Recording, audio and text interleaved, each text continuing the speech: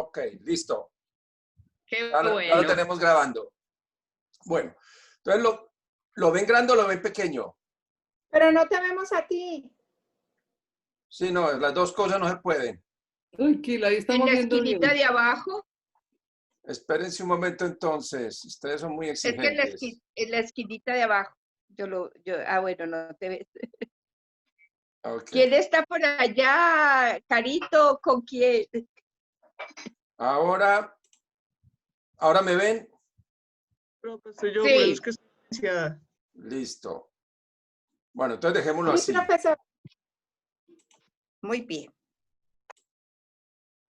Bueno, lo primero es, ¿qué es el COVID? Es una enfermedad producida por un virus que comenzó en China y sobre eso hay muchos rumores y ideas de que eso lo pudieron haber producido en un laboratorio, de que eso lo produjeron pues para atacar ¿Oyes bien ahí?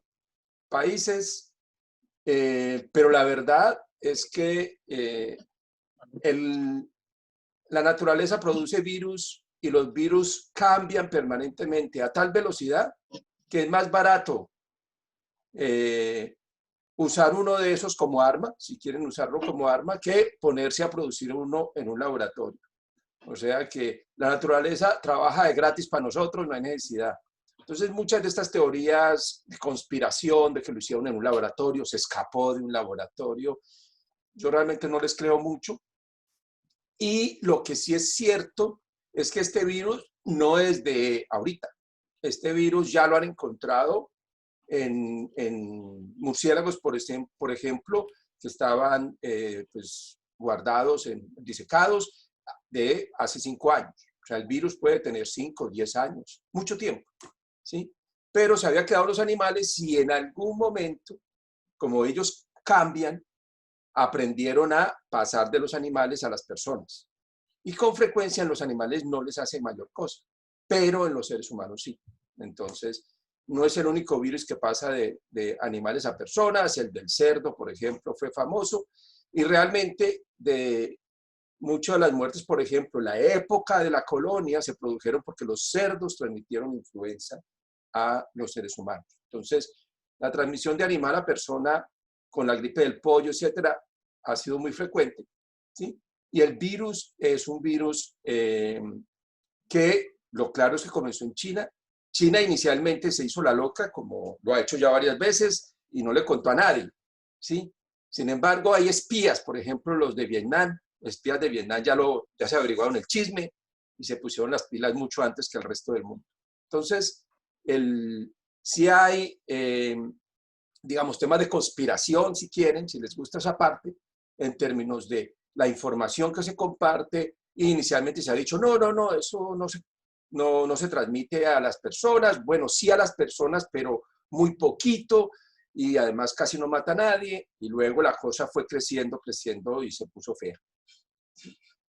Ahí está toda la discusión de cuándo alertar el mundo, porque si alertáramos con cada uno de los virus que hay, no parábamos de alertas. O sea, este es uno de cientos de epidemias que en este momento, hoy en día, hay en el mundo.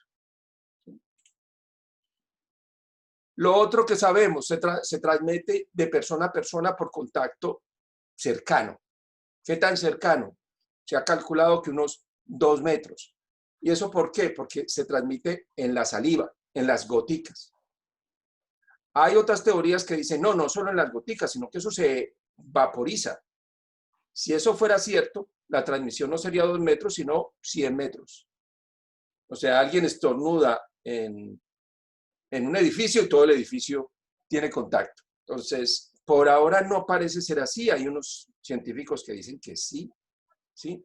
Pero lo que se ha visto es que las grandes brotes se deben a reuniones familiares, a fiestas, a eventos religiosos o políticos. Ahí ¡prum!, se riega, o a colegios que han abierto.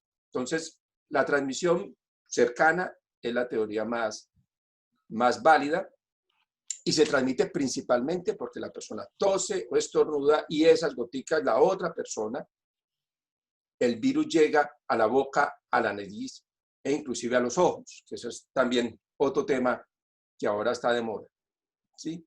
Y lo importante y lo difícil con esta enfermedad es que una persona que no tiene síntomas, que simplemente estornuda, como todos lo hacemos, transmite la enfermedad, ¿sí? Cuando una enfermedad es muy grave, el ébola, por ejemplo, la persona empieza síntomas y ya nadie se le acerca, entonces no se transmite tanto.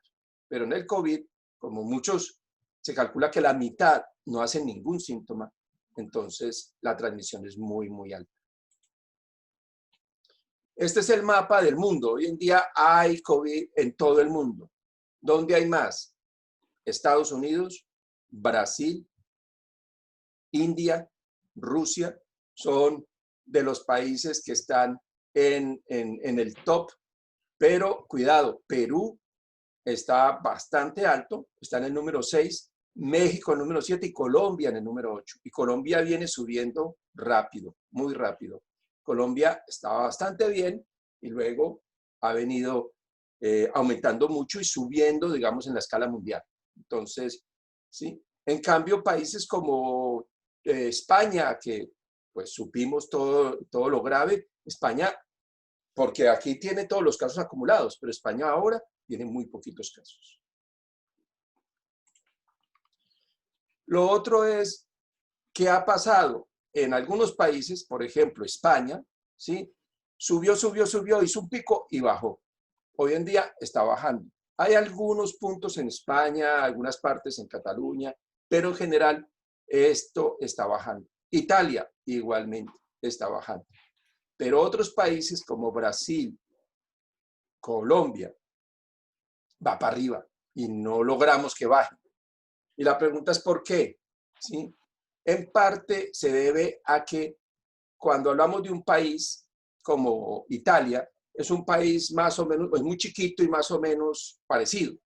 Pero cuando hablamos como un país como Brasil, una cosa es la capital, Brasilia o Río de Janeiro, y otra cosa es la selva del Amazonas. Y lo mismo Colombia. Entonces, la epidemia no ha comenzado en el mismo momento por todo lado, ¿sí? Y eso explica un poco, es una de las razones. Pero la otra no la tenemos tan clara, ¿sí? Lo claro es que son países que han aumentado. Ya soñábamos, los cálculos se hicieron comparado con España e Italia y decíamos, en julio llegamos al pico y comenzamos a bajar. Pasó julio y todavía no lo hemos logrado. Ahora decimos agosto, esperemos no equivocarnos, pero estamos basándonos en la experiencia en Europa, la experiencia en China, pero esa es muy distinta, parece que se está comportando muy distinto en América Latina. Por ahora en América Latina, solo hay algunos países, y los vamos a ver, que les está yendo bien. ¿Sí? Bueno. Entonces, en general, América Latina siguen aumentando los casos, ¿sí? Ya estamos por 5,5 millones de casos, ya vamos en 210,000 muertes por COVID, ¿sí? Ahora, espérense un momento que aquí no van a ver, ya. Se comportan distinto. Esta aquí, este es Brasil, ¿sí? Y Brasil es el que está disparado, ¿sí? Y sigue disparado y por ahora, a pesar de que por ahorita, la semana pasada comenzó a bajar un poquito, todavía eso está muy para arriba, ¿sí? ¿Quién le sigue aquí? Colombia. Colombia es de los que más está subiendo, entonces eso hay que tenerlo en cuenta, ¿sí? Y países como este, por ejemplo, que lo veíamos, ¿sí? Como está disparado Chile, Chile va bajando, se está recuperando bastante bien, ¿sí? Y aquí está Perú. Perú estaba bajando, pero ahora volvió a subir. Entonces, estamos en la mayoría de los países para arriba. Todavía no logramos echar para abajo. Oscar, ¿sabes de Costa Rica? ¿Cómo Ahorita se hablamos valora? ahorita. Ok. Al final, Fabi. Luego, muertes. En términos de muertes, pues igual, como muchos de los casos vienen de Brasil, las muertes principales están en Brasil, ¿sí? Pero miren este otro, este es México. México ha tenido unos picos de muertes muy fuertes, mucho más que Colombia o que Chile, que han tenido más casos, pero no más muertes. Entonces, México y ¿sí? Es Perú. Y esto, sobre todo, lo que más preocupa es que estas muertes fueron sobre todo en el Amazonas peruano, en población indígena, que hay muy poquitos. Y entonces más grave porque puede desaparecer poblaciones completas. Entonces, Perú preocupa mucho.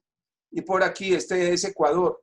Ecuador, si recuerdan las historias con Guayaquil, terrible, llevó a un pico esas historias de Guayaquil en Ecuador, pero se ha venido calmando. Sin embargo, Ecuador también en muertes sigue siendo alto. Colombia. Colombia viene para arriba y lo que también llama la atención es que no es parejo. Entonces, viene para arriba y hay, lógicamente, Bogotá tiene más casos, pero la costa atlántica está disparada. Pero lo otro que preocupa es otras zonas, por ejemplo, el Chocó, Nariño. Esta parte preocupa mucho, o Leticia, Amazonas, porque ahí igual casi no escuchamos, porque son poquitos casos, pero con respecto a los poquitos que son, realmente Leticia, Tumaco, por ejemplo, o Barranquilla, tienen mucho más casos por 100.000 habitantes. Y lo otro que preocupa es pues, la capacidad. Una cosa es muchos casos en Bogotá y otra es muchos casos en Quibdó. El hospital de Quibdó lo tuvieron que cerrar. La mitad del personal se contagió de COVID. Entonces, ahí ya la cosa es distinta.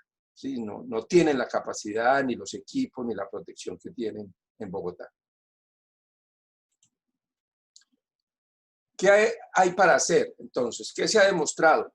Que a nivel individual, lavarse las manos, guardar cierta distancia, calculada en 2 metros, y el uso de tapabocas son las 3 cosas claves. El uso de tapabocas ha sido muy debatido y hay quienes están a favor, quienes están en contra. Lo claro es que las estadísticas demuestran que países que han, digamos, impuesto el uso de tapabocas siempre que la gente sale, van para abajo, ¿sí? Y sobre todo Asia. Lo principal que ha hecho China, Vietnam, Bangladesh, etcétera, es tapabocas. Mucho más que el lavado.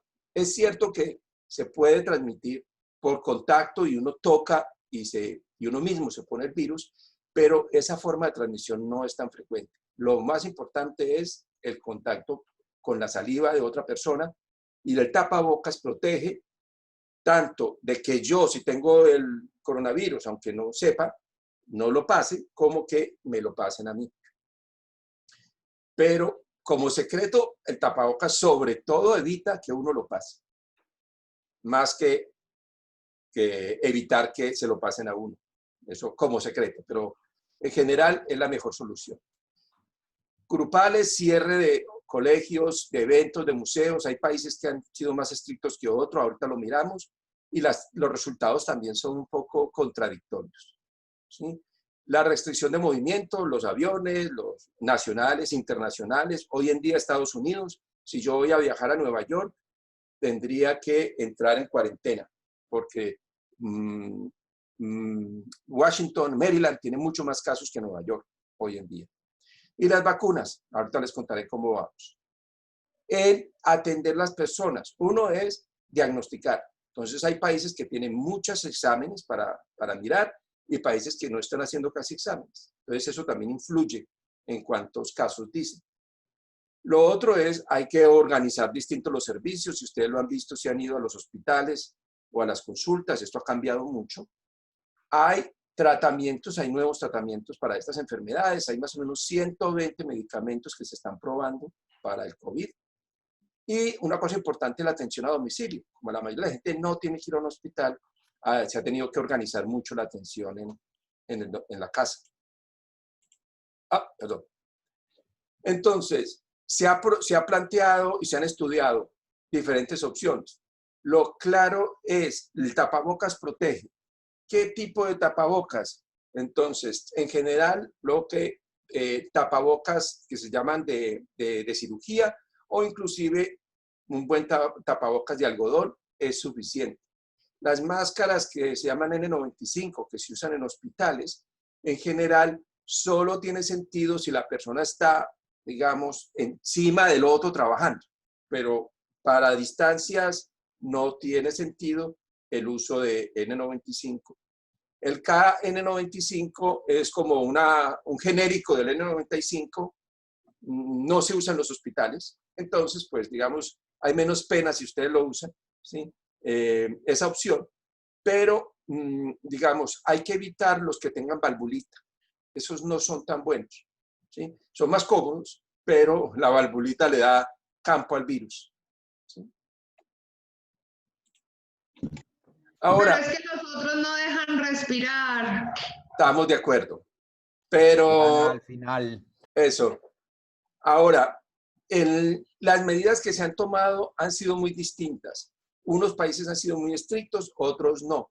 Sí, en América Latina, digamos, países como Perú, Colombia, rápidamente comenzaron con medidas bastante estrictas. Cierre de todo, tal, cuarentenas. Mientras que otros, Brasil, lo tomó muy tranquilo. El presidente dijo, no, eso es una gripita, comémoslo con calma.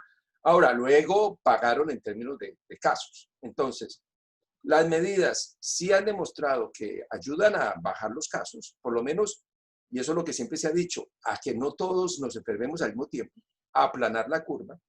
A nadie se le ha prometido que no se va a enfermar, sino a aplanar la curva, lo que se ha dicho. Entonces, eso más o menos sí se ha cumplido, pero hay un agotamiento y hay un efecto en la economía y en la pobreza. O sea, la gente de pronto no se muere de COVID, pero se muere de hambre. Entonces, esto es complicado, todas estas medidas.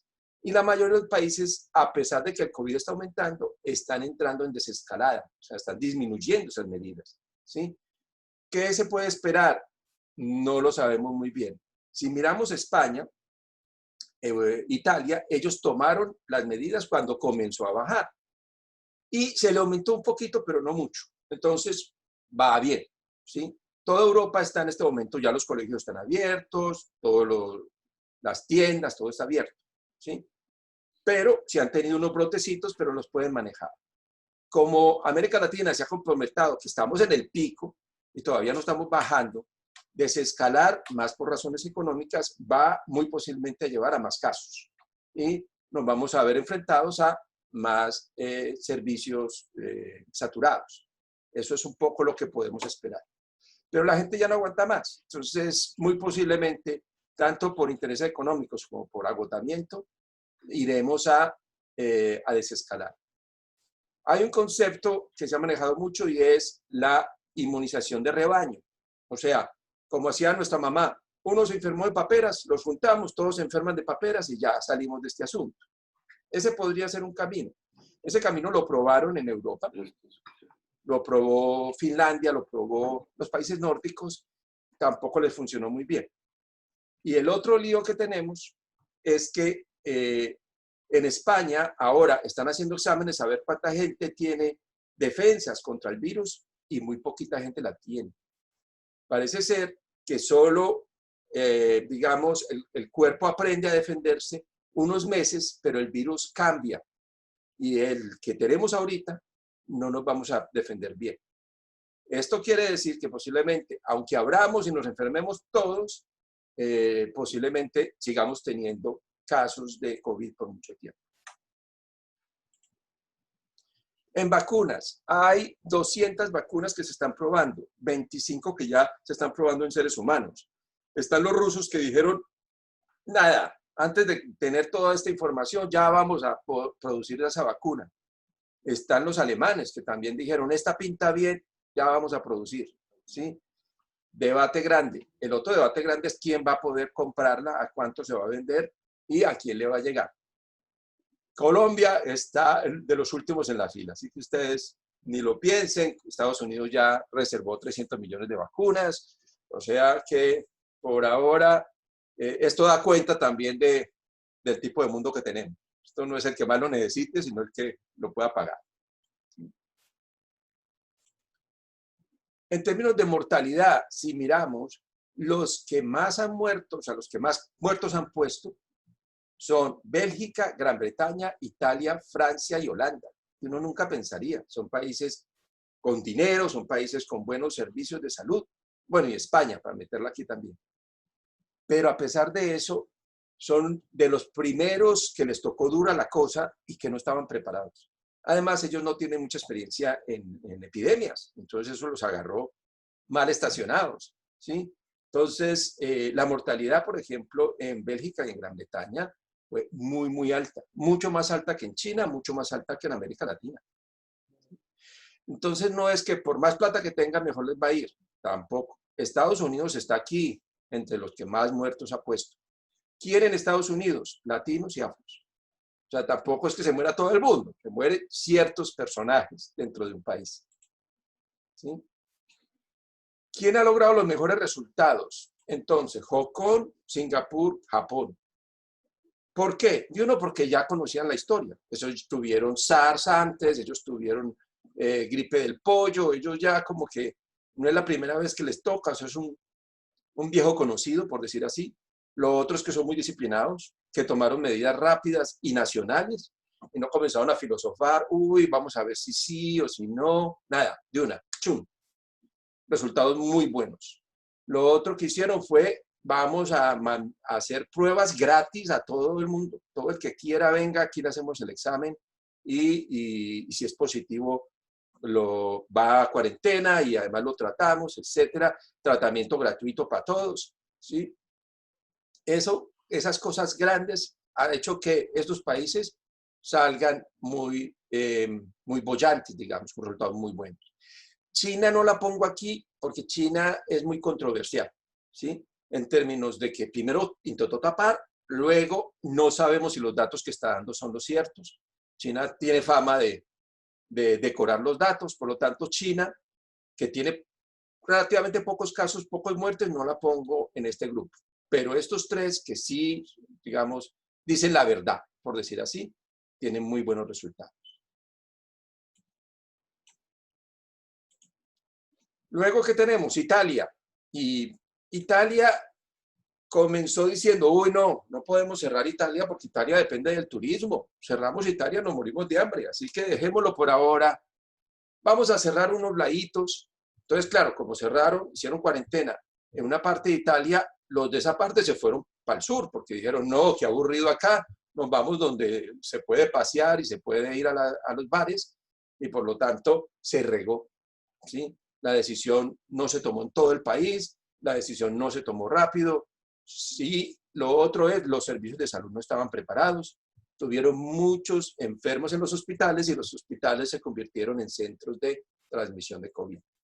Es parte de las razones por las cuales, y se llenaron muy rápido, porque el pico fue muy rápido, ¿sí? El concepto o la idea de aplanar curva es que no tengamos a todo el mundo en cuidados intensivos, porque lo que hay que hacer es decir, pues no hay cama para tanta gente, ¿sí? ¿Qué hicieron en España? En España en un momento dijeron, todo el que esté en un hogar de ancianos y tenga el COVID, disculpen, pero no lo vamos a recibir en un hospital, porque es que no tenemos camas. Y como ellos están muy viejitos, pues, de malas. Entonces, este tipo de decisiones son complicadas y se han tomado en Europa, que son los que tienen plata. ¿Sí? Estados Unidos. De nuevo, Estados Unidos, el presidente inicialmente dijo, eso es un tema de los chinos, eso es un problema ya, nada que ver con nosotros, ¿sí? Además, nosotros, pues somos una superpotencia, esto no nos va a afectar. Cuando comenzó a subir y cuando los de Harvard les dijeron, oiga, si usted sigue así, no va a tener 10.000 muertos, va a tener 1 millón o 2 millones de muertos. Entonces digo, uy, va a tocar comenzar a pensarlo un poco más en serio. Sin embargo, ha ido y venido, y como además es un país que cada estado hace lo que le da la gana, hay estados que han dicho nada de mascarilla, nada de tapabocas, nada de nada. Colegios abiertos.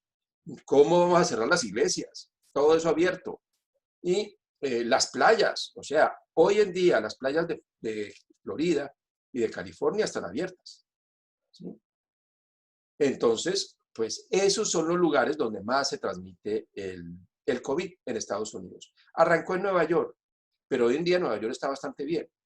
Ahora básicamente es toda la parte de abajo, frontera con México, ¿sí? Ahí es donde se están poniendo los enfermos y los muertos en esto, y donde Si ustedes van a Missouri o van a estos estados, la gente cree que eso es cuento. Como además Trump y los que siguen a Trump creen que esto es un cuento de los demócratas para asustar, no le hacen caso, ¿sí? Entonces Estados Unidos pues está en el tope tanto de casos como de muertes y esto no va a bajar rápidamente y Trump está presionando para que abran colegios ahorita en 2 semanas, en 3 semanas, ¿sí? Ya hubo unos colegios privados que abrieron. El primero que abrió, a los 2 días, tenía 300 casos de COVID, de los 700 niños del colegio. Un campo de verano también, igual. Entonces, si lo hacen, porque Trump dijo, entonces yo no les voy a pagar plata del gobierno a los colegios si no abren. Entonces, la cosa está muy tensa y posiblemente van a abrir y pues veremos los papás si llevamos los hijos o no. Eso es parte también de la discusión, ¿sí? Vietnam, interesante como país, ¿sí? Vietnam ha sido un ejemplo de resultados buenos. ¿Y cómo diablos han hecho? De un lado, porque igual, estos han vivido guerras, epidemias, terremotos, de todo, ¿sí? Entonces estos saben de emergencias. Tuvieron el SARS, ya estaban entrenaditos. Los otros que son muy disciplinados, como tienen un gobierno de estos que dicen, y ustedes hacen y todos se ponen tapabocas, pues todos se ponen tapabocas. O sea, esto allá no le preguntan a nadie y si no, a la prisión o lo matan. O sea, esto es en serio. Entonces, es otro tipo de gobierno, otro tipo de cultura, pero iban súper bien. Hasta julio, Vietnam estaba preocupada porque tenía 384 casos y 0 muertes. Entonces, pues todo el mundo miraba con envidia diciendo, oiga, estos, vamos. Pero con sospecha también, esto no puede ser tan cierto. Ahora, Vietnam ha comenzado a tener casos y ahora tiene 950 casos y 23 muertos. O sea que están informando, parece, pero sigue siendo muy poquito. O sea, sigue siendo la envidia de muchos. Como estos subdesarrollados lo logran y en cambio Estados Unidos no lo logra, ¿no? Esto es paradoja, las paradojas de esta enfermedad. Aquí están los países de América Latina, los casos. Entonces, me preguntaban por Costa Rica. Costa Rica, hasta la semana pasada, tenían 22.000 casos, 228 muertos. En realidad es una mortalidad baja y comparado con la mayoría de los países, también Costa Rica es chiquita, pero comparada con muchos países, el número de casos en Costa Rica es bajito. Lo que pasa es que como venían muy bien, comenzó a aumentar, pues están asustados y tienen razón de estar asustados. Pero si lo ponemos proporcionalmente, Costa Rica tiene un 1% de mortalidad, mientras Bolivia tiene un 4%, Perú 4.4%, México 10% de mortalidad. Entonces, claro, Costa Rica lo está haciendo bastante bien. ¿Quién lo está haciendo muy bien? Uruguay. 3.900 casos, 61 muertos. También es chiquito, pero Uruguay, ¿por qué razón? Una es que por allá no va ningún turista. O sea, Uruguay es el fin del mundo. Por allá no se ven turistas. 2, los uruguayos dicen que son muy aburridos, casi no hacen fiestas. Entonces, casi no hay aglomeración, ¿sí? Y también han comenzado las medidas relativamente temprano. Claro, los uruguayos dicen, pues vamos bien. El otro que va bien es Paraguay. Igual, parece que a Paraguay turista poco van, ¿sí? ¿Quién va muy mal? Brasil, ya lo decíamos, Perú, Ecuador, Bolivia, y esos son los que van peor. Colombia estaría un poco en la mitad, ¿sí? Con 3% de mortalidad, ¿sí? ¿Quiénes son dudosos? Nicaragua. Nicaragua reporta muy poquitos casos, ¿sí? Pero el gobierno nunca permitió cuarentenas, ni uso de tapabocas, ni nada, ¿sí? Pero ahí no sabemos si eso es cierto o no. Por información, digamos, de colegas de Nicaragua, dice, eso es más mentira que mentira. O sea, tienen los hospitales repletos y no lo están diciendo, no les hacen exámenes para no tener que decir que es COVID, ¿sí? Venezuela, un poco de lo mismo. Muy poquitos casos, muy poquitas muertes, muy sospechoso. Médicos Sin Fronteras trabaja en Venezuela y dice, puro cuento, ¿sí? Por ejemplo, la central de distribución de medicamentos la tuvieron que cerrar, todo el personal con COVID, ¿sí? Muchos hospitales los han tenido que cerrar. Entonces esas cifras no son muy ciertas. Y Cuba no lo sabemos, pero Cuba igual, reporta muy poquitos casos, muy poquitas muertes. A ver, y aquí no los puse, pero casi todas las islas del Caribe, ¿sí? República Dominicana, etcétera, están con pocos casos y están abriéndose al turismo en este momento, sobre todo al turismo europeo. Entonces podemos tener un aumento por ahí. Mitos. Entonces, muchos mitos, sobre todo en América Latina. Esto no se ve tanto en Europa, ¿sí? Hay que decir que es muy folclórico. Que enjuagarse la boca, eso mata el virus y el virus entonces no. Falso.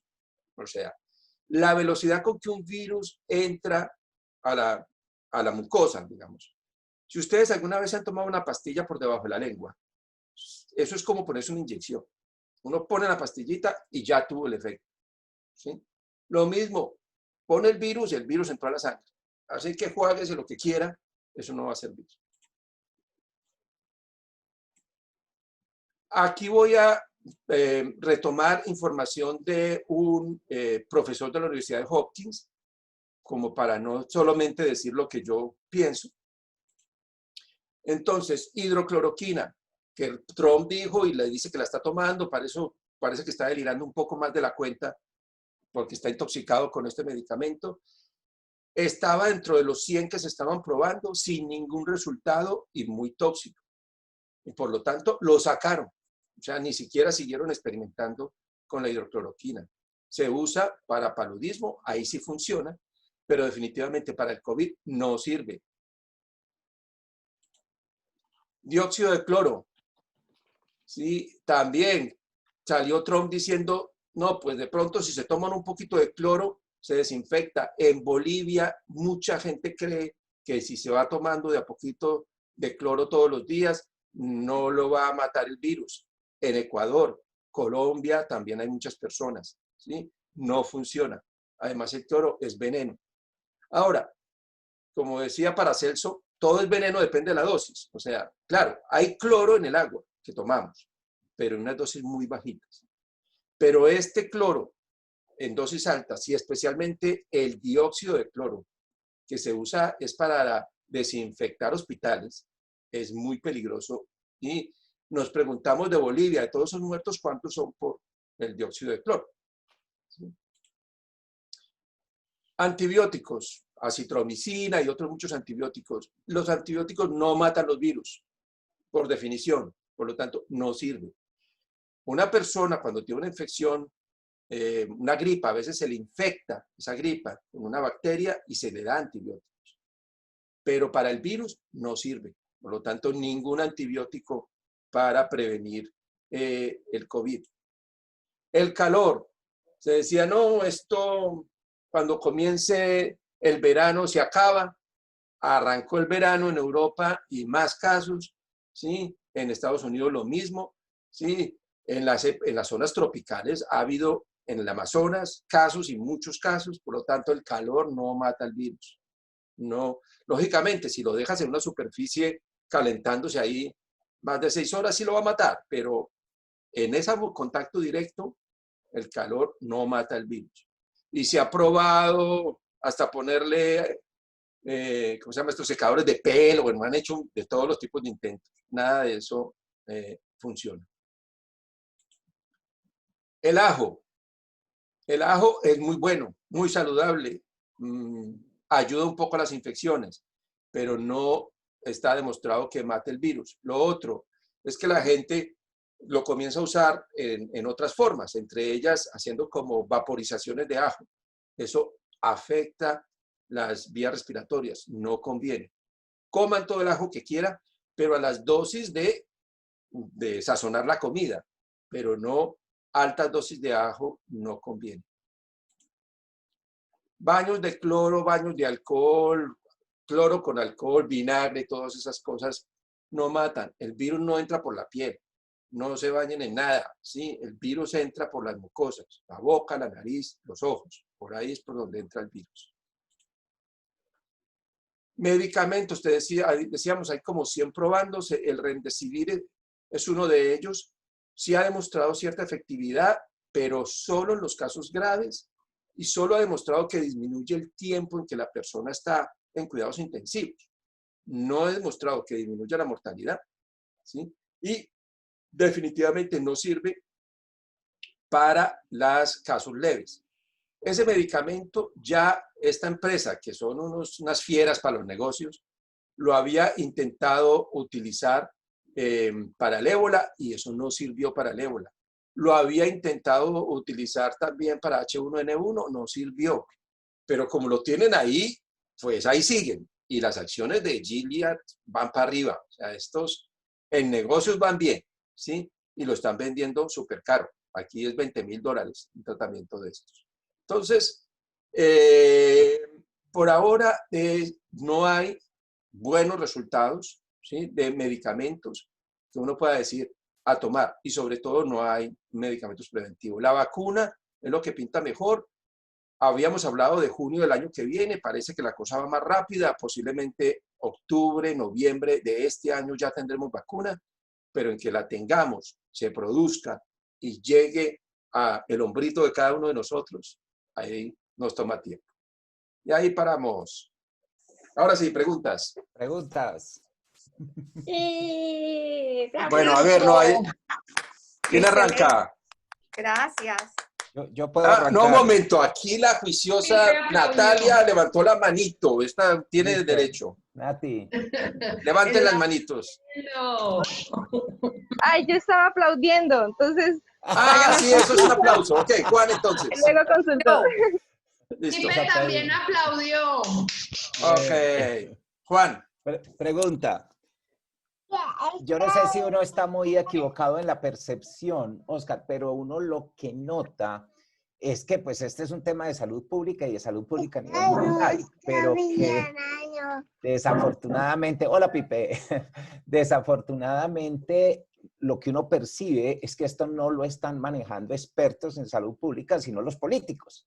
Y entonces los políticos lo que hacen es lo que les sirve, en el caso de Estados Unidos, para reelegirse o no reelegirse, y en caso de todo el mundo, pues para ganar popularidad y para decirle a la gente lo que quiere escuchar y todo ese tipo de cosas que manejan los políticos. Entonces, un poco la pregunta es si esa percepción es válida, y lo otro relacionado con eso mismo es que uno pensaría que la Organización Mundial de la Salud es la llamada a decir, oigan, políticos, cabezas de chorlitos, no metan tanto las narices, al menos hagan cosas que sirven y las cosas pues que vamos viendo a nivel mundial que funcionan.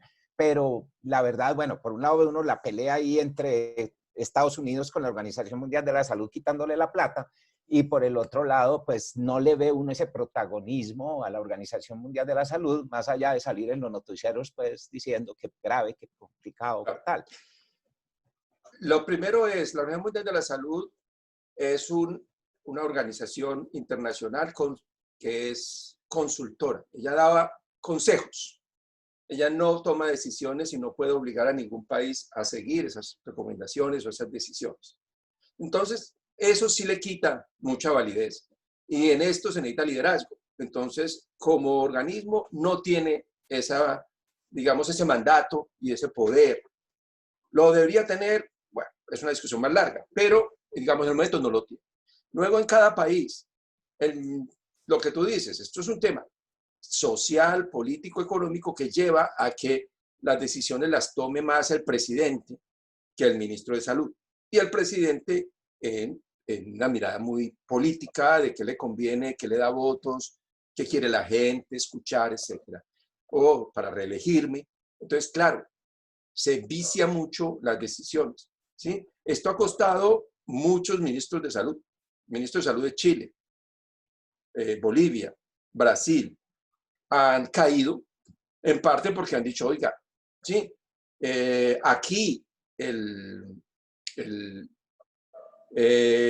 consejero, digamos, los consejeros de Trump le han dicho, mire, ya no lo aguantamos a usted, o sea, es que usted sale diciendo unas cosas que van en contra todo lo que nosotros estamos diciendo, entonces, mire, usted siga solito, nosotros ya lo abandonamos, digamos, ¿no?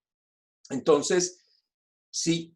Ahora, esto no es solamente cierto con esta epidemia. Cada vez que una epidemia se convierte en una cosa grave, ¿sí? Entre ellas el ébola, por ejemplo, entran de un lado los presidentes, pero de otro los ejércitos. Se convierte en un tema de seguridad nacional. Y entonces lo miran como si fuera una guerra y lo manejan como guerra y no como un tema de salud pública. Entonces, la tenemos mal. O sea, los salubristas ahí somos los que menos contamos para tomar decisiones. Y el problema también es que como es tan nuevo, tampoco tenemos respuestas a muchas preguntas y se están construyendo ahí. Entonces da esa sensación como, bueno, ¿estos al final saben o no? Porque dicen que de pronto sí, de pronto no. Lo de la mascarilla, bueno, vamos a pensarlo. Oiga, no. Y ahí ha habido un error, yo creo, de parte de la Unión Mundial de la Salud, con lo que se sepa, salga diciendo algo. Y dígalo en ese caso, dígalo, digamos, con la frialdad de un político, no como técnico. Como técnico, uno siempre dice, pues esto es lo que sabemos, puede que sí, puede que no, hay esta probabilidad de que funcione. Como técnico, como político, dicen, sigan por aquí, que aquí todos nos vamos a salvar.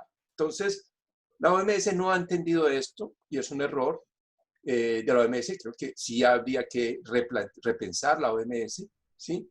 Pero no es el momento, no es el momento de quitarle lo poco que viene haciendo, ¿sí? Porque además no es que Trump diga, le quito la plata y se la doy a este organismo como el CDC, sino que también se la quito al CDC, o sea, también se la quito a nuestra gente y por lo tanto nadie está pudiendo hacer acciones en Estados Unidos de manera decente. Y miren en lo que van y les puede ir aún peor. O sea, ya Fauci lo dijo y el CDC lo dijeron, espérense, un otoño terrible, el peor que ha tenido Estados Unidos en su historia, porque entre otras cosas se junta con la época de la gripe o de la influenza que llega en invierno y por lo tanto esto se va a potenciar. Mira. Bueno, Yo otra tenía pregunta, por aquí había levantado, la tía había levantado la mano, un momento. Micrófono, please. Sí, esta es una consulta. David Orión, su esposa y la suegra, todas las tardes felices nadando en la piscina. No sé si es peligroso. Yo no Mire, digo nada. depende de cuánta gente haya en la piscina, tía. Si son ellos Los tres. tres, No, la piscina es privada, los tres. sin ningún problema, que naden, que se sumerjan, que Bueno. hagan lo que quieran. O sea, en la Muchas piscina gracias. Ya veníamos. no hay ningún riesgo. En Mira, una piscina más- pública, esto sí No, es plantea de la dudas. casa, no, es privada. Perfecto. Que sigan nadando. Muchas gracias. Sigamos. Yo tengo otra pregunta. Sí. ¿Por qué Nueva York está mostrando tan poquitos casos? O sea, ¿eso a qué se debe? O sea, porque igual siguen los latinos y los afros allá. ¿Cómo lo hacen? Entonces, Nueva York y algunos otros países sustentan la teoría de la inmunidad de rebaño. O sea que si ya mucha gente se contagió por un tiempo, que no sabemos cuánto, pero por un tiempo esa gente está protegida. ¿Sí?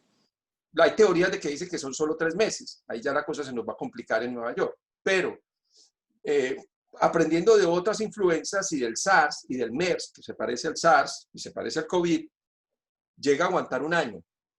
Y con las vacunas de influenza nos las ponemos cada año, porque más o menos aguanta un año las defensas. Si aguanta un año, Nueva York va por buen camino. ¿Sí? Ok. En India, en Delhi, en unos barrios populares, les examinaron a un montón de gente, el 60% ya tuvo COVID. Wow. Entonces, ahí ya la cosa, pues sí, se calma porque se calma, digamos. Entonces, Nueva York puede ser ese ejemplo, ¿sí? Además de que la gente ha sido juiciosa, además, o sea, hay otros factores, pero definitivamente, ya después de ese pico, España también, esto baja, aunque la gente ya está saliendo a rumbear. La tendencia sigue para abajo en España, en Italia, por ahora. Gracias. Oscar, Sí. quería preguntar he visto algunas estadísticas, pero como todo es tan falseado, uno no sabe hasta dónde sean ciertas o no. ¿En la base de este? Y más que el COVID es una enfermedad en el 90% de pobres. O sea, entre clases medias, altas y muy altas. No, la verdad, eso se me olvidó mencionarlo. Esto es bastante democrático. Esto ha afectado a ricos también, y bastante ricos, y países muy ricos los ha afectado. Lo que sí, los que ponen los muertos, eso es otra cosa. Los que, Ya sé sí, qué o sea, pasó.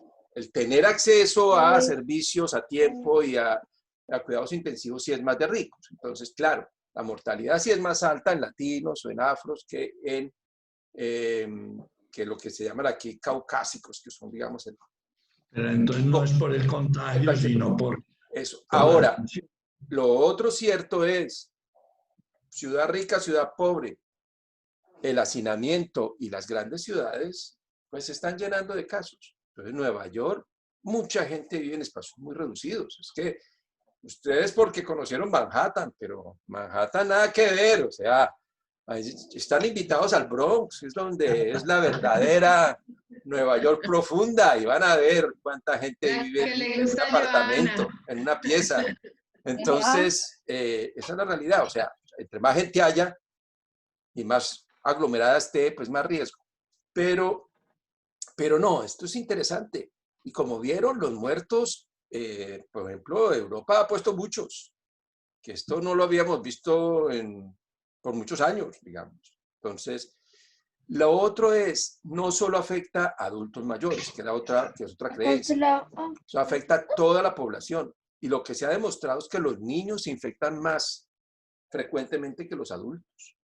Lo que pasa es que los niños hacen menos síntomas. Y entonces, pues, con frecuencia no terminan en urgencias, ¿sí? Entonces hay menos peligro para los niños de enfermarse grave, pero de tenerlo, y ahí lo ven nuestros sobrinos, aquí están, se iba a ir de paseo a un campo de verano, le hacen el examen fue positivo, ¿sí? Y ahí fue que se asustó nuestro sobrino también, o sea, la realidad es que los niños también, los jóvenes que dicen esto no es conmigo, yo me voy a parrandear, esto, el riesgo de que ellos la contraigan es muy alto, y que se la pasen al papá, al abuelo, es muy alto. Entonces, hay que vender bien esta idea de que esto es para todos, o sea, esto es muy democrático. Oscar, Sí. ¿se ha estudiado algo como de los efectos psicológicos que puede estar produciendo tanto como el temor a la enfermedad como el confinamiento? Sí, hay bastantes estudios ya sobre ese tema y tiene unos efectos enormes, enormes. La verdad, el confinamiento en términos de salud mental nos va a pasar cuentas. Lo otro es el temor a enfermarse, o sea, y el miedo luego a tener miedo de tener contacto con la gente, ¿sí? Y a tener contacto en espacios públicos. Se están generando muchos miedos, muchas fobias, ¿sí? Y además está para el personal de salud toda la parte, de un lado, del temor de enfermarse, pero también el manejo de la presión de la sociedad, el manejo de tener que dar malas noticias, porque pues, se está muriendo más gente, y entonces pues hay que dar más malas noticias, eso es muy duro. Entonces, todos esos temas se están trabajando.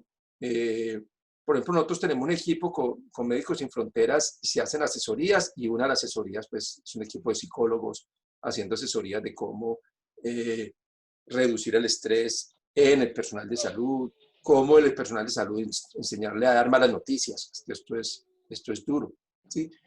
Pero vamos a tener un efecto grande. Y lo otro que preocupa es que muchos de los programas de prevención, muchos de los programas de manejo de los casos crónicos están teniendo problemas.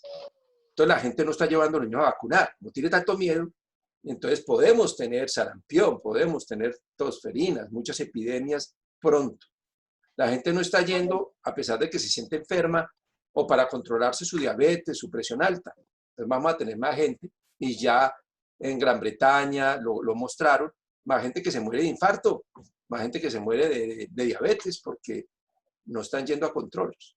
Entonces, esto no solamente es los que mueren de COVID, es todos los que se mueren de otras cosas porque tenemos miedo al COVID, tenemos miedo a ir a los hospitales, ¿sí? Y decimos, no, esperemos, ¿sí? Esperemos cuánto. Y además, esperar, ¿sí? Por ejemplo, Colombia o la tuberculosis, que yo trabajo mucho ese tema, se están detectando la mitad de los casos. La otra mitad está perdida en la naturaleza. No están yendo a los hospitales a que los examinen. Y esa gente, luego en enero, cuando esto se calme, van a ir y vamos a tener explosiones de pacientes con tuberculosis, de pacientes con SIDA, de muchas enfermedades, y vamos a tener más gente con problemas de su azúcar, de su presión, porque están muertos de miedo y creemos que el COVID es todo y sacamos a todo el personal que está haciendo otras cosas para que trabajen en COVID y entonces no hay quien controle un embarazo. Otro par de preguntas. Espera un momento, a ver si hay alguien más. A ver, esto de a orden. No. Ok, segunda ronda. Y última, porque tengo que ir a preparar el almuerzo. Vale. Yo. Ay. Dale, Gloria. A ver, pues, Koji. No, sí, es que precisamente ese último punto que estás tocando, Oscar, yo me encuentro en ese dilema, porque pues yo siempre he tenido controles cada 6 meses y ya voy a cumplir un año sin control de nada, porque yo siempre me he hecho, pero me siento bien físicamente. Bueno, psicológicamente no, pero físicamente no. Entonces, no sé. Entonces, estoy en esa disyuntiva. Claro. ¿Qué me aconsejas o qué nos puedes decir? Entonces, con lo que les decía de soñábamos que en julio ya comenzaba a bajar el pico. Ahora estamos soñando que en agosto va a comenzar a bajar el pico. Esperemos que sea cierto. Como les digo, esto lo soñamos a partir de la experiencia en Europa, en Asia, pero América Latina se está comportando un poquito raro. Ahora, soñemos que sí, espérense un poquito. ¿Sí? Si es para un examen normal, para hacerse una citología, para una mamografía, mes más, mes menos, no hay ningún problema. Esperemos hasta octubre para hacerse esas cosas. Ahora, si ya tenemos la presión descuadrada, el azúcar descuadrada, ¿sí? Tenemos algún otro síntoma raro por alguna otra cosa, no esperemos, ¿sí? O sea, si nos sentimos enfermos, vamos al hospital o vamos pues a la consulta, ¿sí? Es ahí donde no hay que esperar. Pero ya para las cosas que, digamos, que son más de rutina, yo me quiero hacer un examen ejecutivo, a ver cómo está mi sangre y tal, aguantémonos hasta octubre antes de ponernos en esas vueltas. Yo hago un comentario que yo tengo una compañera acá que su mamá estaba en Barranquilla, se levantó, se sintió mal, llamaron al médico, vino, no la quisieron llevar y en la noche se murió. Correcto. O sea, de verdad hay que cuidar las cosas.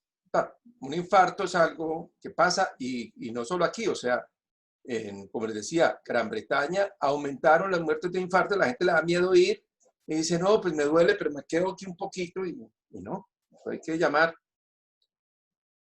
Bueno, no espera un momentico. Bueno, Marta. Una preguntita. Este sistema, Oscar, que se está haciendo de telemedicina, que de pronto también ha ayudado un poco a que a través de una conversación por chat o algo, el médico le formule y te mande una medicación y que te llegue a tu casa los medicamentos, realmente pienso que también puede ayudar. Claro, y eso se está aplicando en muchos países. Ahora, hay cosas que no se pueden hacer por telemedicina y eso es muy claro.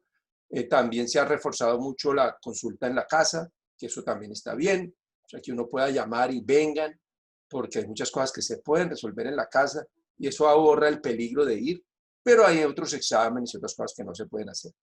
La telemedicina está funcionando, inclusive la telepsicología, la telepsiquiatría, o sea, es para muchos temas.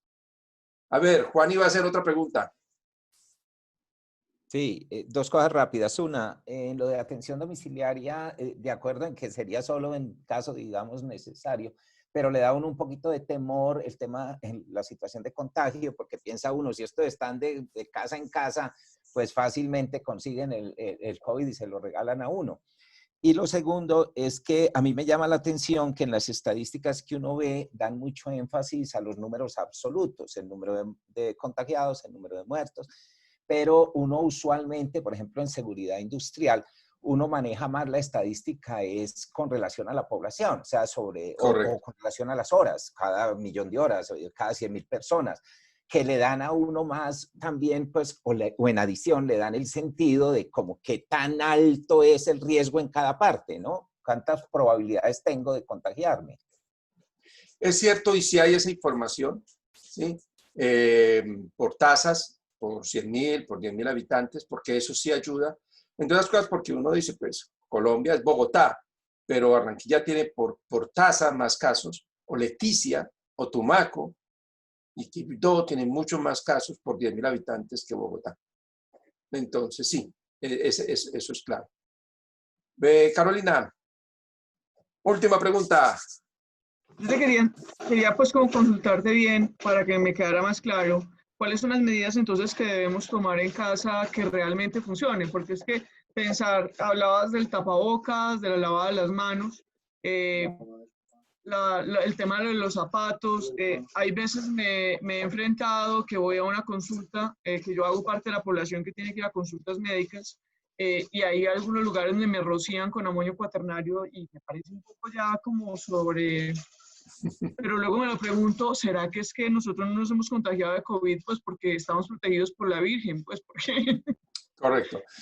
No, o sea, el tema de las superficies es un tema muy complicado. En general, como les decía, no es la principal fuente de contagio y además en general tiene que ser digamos, un tocado muy pronto. La persona estornuda, está en la superficie, otra persona toca y se lo pasa a su boca, por ejemplo, nariz. Entonces, lo prioritario es el tapabocas definitivamente. En general, o sea, mantener las superficies limpias con agua y jabón es suficiente. El jabón mata lo que sea, mejor que cualquier otro. Entonces, agüita y jabón funciona muy bien.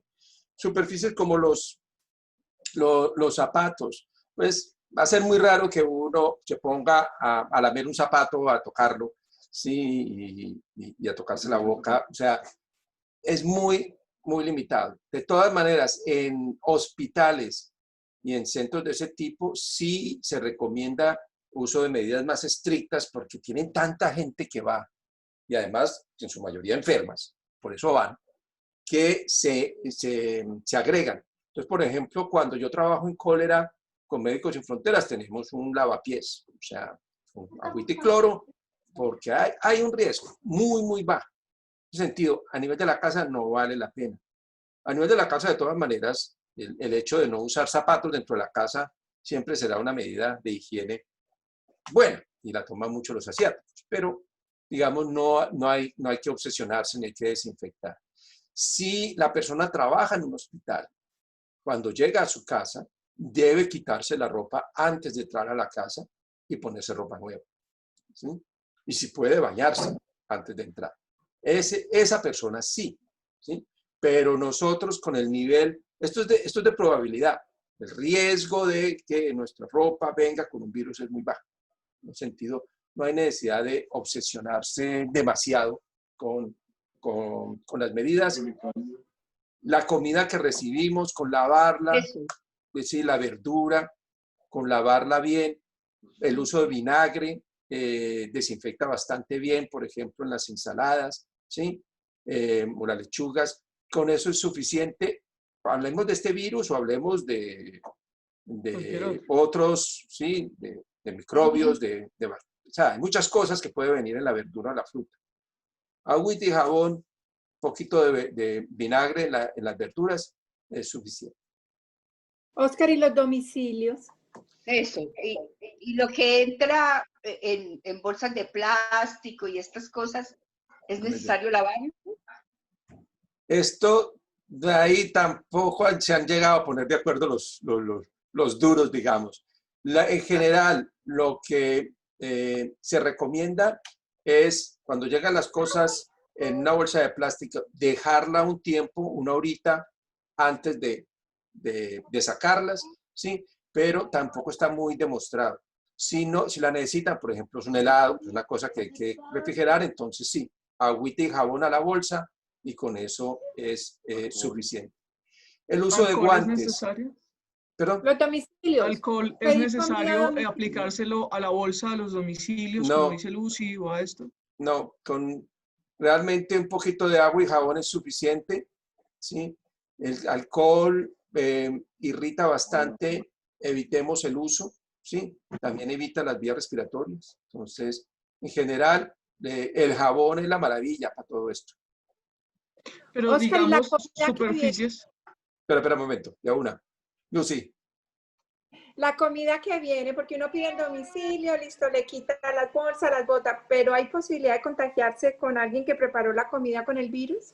Es muy interesante. En realidad lo que se ha demostrado es, esa comida, aunque tuviera algo de virus, tú te la comes, ¿sí? Y básicamente el estómago se encarga de todas esas cosas. O sea, los ácidos que tiene el estómago matan lo que sea de virus. Entonces no hay problema. En las comidas... ¿Y ensaladas? Entonces, las ensaladas, en general, es mejor comer comidas más cocinadas que vienen de afuera. Si es ensalada, echarle un poquito de vinagre. ¿Sí? Con eso es suficiente. Oscar, Caro. pero... Mira, también tengo como otras dudas. Las mascotas. Nosotros al pobre 8 lo mantenemos, huele a ensalada, huele a vinagre el pobrecito. No vale la porque pena. cada vez que sale... Ok. No vale la pena. Igual, o sea, los perritos hay que bañarlos de vez en cuando, pero no hay necesidad de mantenerlos llenos de vinagre. Los perritos pueden contraer el virus, pero no está demostrado que lo puedan transmitir a los humanos.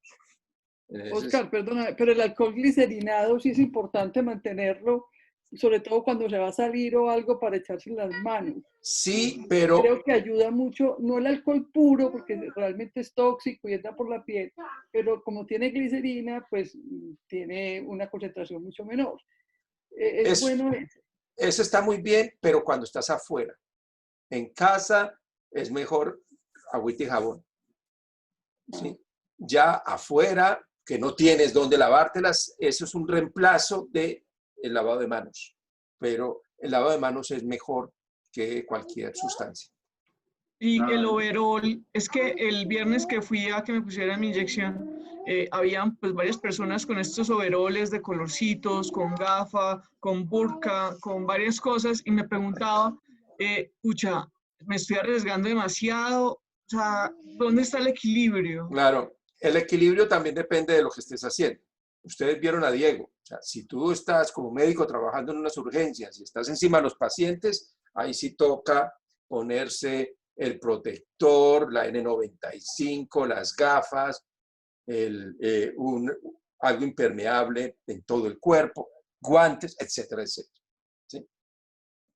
Nosotros, si estamos de paseo o inclusive si vamos a un centro, con el tapabocas y es suficiente. Hay quienes sí recomiendan las gafas.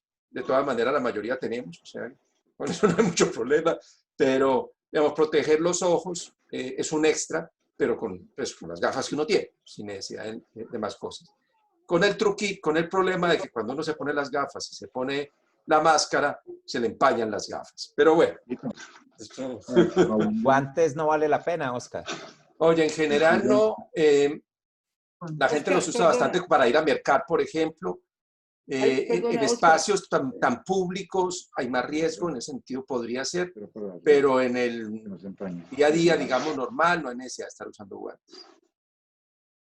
Oscar, encontré un truquito que es colocar el tapabocas debajo de la parte de abajo del lente y eso permite que el aire salga por debajo y no te empañe tanto las gafas.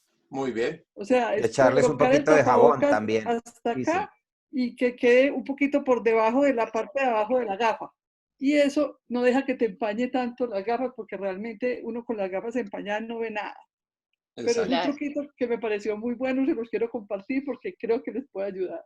Ahora, lo que decía Diana es cierto, las mascarillas es una tortura. Sí. Y es así. Y además, por ejemplo, para hacer deporte es muy difícil, ¿sí? En general, pues digamos, para hacer deporte es mejor buscar un espacio donde no haya necesidad de usar mascarilla, porque es muy incómodo. Y la N95 es la peor de todas. O sea, quienes la hemos usado, eso es terrible. Entonces, ustedes no necesitan usar ese tipo de mascarilla, ¿sí? Las que llaman quirúrgicas o unas de algodón buenas son suficientes y son un poquito más cómodas, pero es cierto, esto es duro. Oscar, los billetes y las monedas. No, o sea, el riesgo es muy mínimo, no vale la pena ponerse a meter en la lavadora los billetes o las monedas, nada de eso. No, ponerse guantes para tocarlos. No, No hermanita, es o sea, necesario. no, porque si nos ponemos, digamos, si extremamos, todo hay una probabilidad, pero es que el tema es reducir las probabilidades. La probabilidad cero no existe. Entonces, lo que hay que hacer es concentrarse en lo que más peligroso es. Lo que más peligroso es que te tosan encima. Lo más peligroso es, por ejemplo, un baño público, la manilla, por ejemplo, ese tipo de espacios donde hay mucho contacto, entrar a un supermercado donde hay que tocar la entrada, la puerta de entrada, cosas así. O sea, todo lo que tenga mucho transporte público, esos son los espacios con más riesgo. Oscar, ¿nos puedes compartir la presentación y la podemos difundir o no? ¿O eso es mejor que No no? hay problema, no hay problema. Sí, claro, yo se las mando. Bueno, Los familia, Gracias. ahora se me toca ir a Gracias. almorzar. Mascarilla. Los 2 metros es con mascarilla, sin mascarilla, porque uno lo puede tener, pero el de al lado no. Entonces, los 2 metros Correcto. es... Los 2 metros es sin mascarilla, ¿sí? Okay. Pero en general hay que mantenerlo. O sea, si una persona tose a más de 2 metros, va a ser muy difícil que te lleguen las gotas, ¿sí? Hasta que no se demuestre que es por vapores, porque eso sí nos cambiaría mucho las recomendaciones, ¿sí? Mientras sea por goticas, con 2 metros nos basta. Ok. ¿Hay alguna otra recomendación para los que vamos a hospitales? No, en general los hospitales ya están tomando medidas y lo que hay que hacer... Toca ir. Sí, claro. Cuando hay que ir, los hospitales ya están organizando mucho los circuitos, ¿sí? Para evitar que haya aglomeración y están mejorando los filtros. Entonces, digamos, hoy en día no es tan peligroso ir al hospital y no, la mascarilla, las gafas serían como las 2 recomendaciones. Entrando al hospital, yo creo que de pronto sí sería bueno también los guantes. Ah, ok. Y la ¿Y el última... avión, Oscar? En el avión igual, están mejorando mucho los filtros de los aviones, ¿sí? Pero definitivamente pues está mandatorio la mascarilla y ahí también recomendaría los guantes. Como para... Los que necesitamos apoyo en casa, que tenemos personas que vienen a nuestra casa, ahí a ellos, aparte de las medidas que estamos trabajando, que estamos hablando, ¿podríamos ayudarles con otra medida? La medida más importante es decirles, si tienen fiebre, si tienen algún síntoma, no vengan y les seguimos pagando, digamos. Sí. Lo importante es que no vayan ante cualquier síntoma, que no vayan a la casa, ¿sí? Última pregunta.